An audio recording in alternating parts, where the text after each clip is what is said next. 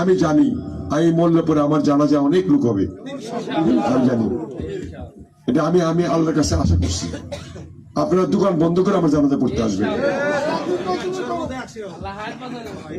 কারণ হলো আমি কোনোদিন আমার দেওয়ানগঞ্জের কোন লোকের জন্য একটা অশুভ কামনা করা বা ক্ষতি করা চিন্তা ভাবনা আমি কোনোদিন করিনি, ভালো কাজ করা ছাড়া।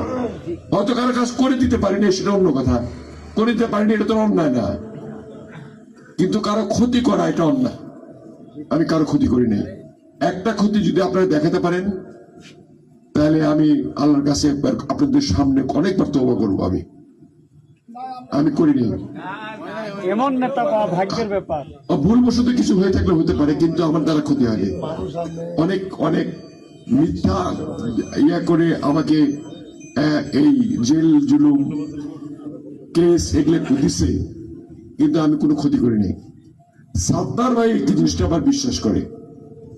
সেদিন সাত্তার ভাই একটা আমাদের জামালপুর সমিতিতে ছিল মিটিং এ, সে বললো তুমি ছাড়া আমি তো বুড়া হয়ে গেছি, একটা মাত্র ভরসা আছে দেওয়ানগঞ্জ বক্সিগঞ্জ বাঁচানোর জন্য, এটা আমি মনে করি তুমি, এছাড়ার কোনো ভরসা আর নাই। আমি বললাম যে ভরসা আমি তো না, ভরসা হলো আল্লাহ, আমি হলাম ওসিলা। আল্লাহ তাআলা কাউকে দিয়ে করায়, আমার করার ইচ্ছা আছে। সাত্তার ভাই আপনি দোয়া করেন, আমি করতে চাই।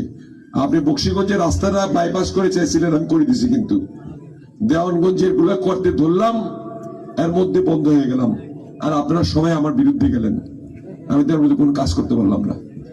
এবার দেওয়ানগঞ্জের কাজ সারা বাংলাদেশে যতগুলা জায়গা যত পৌরসভায় কাজ হবে তার চেয়ে, এমনকি বগুড়ায় যে কাজ হবে তার চেয়েও বেশি কাজ এখানে।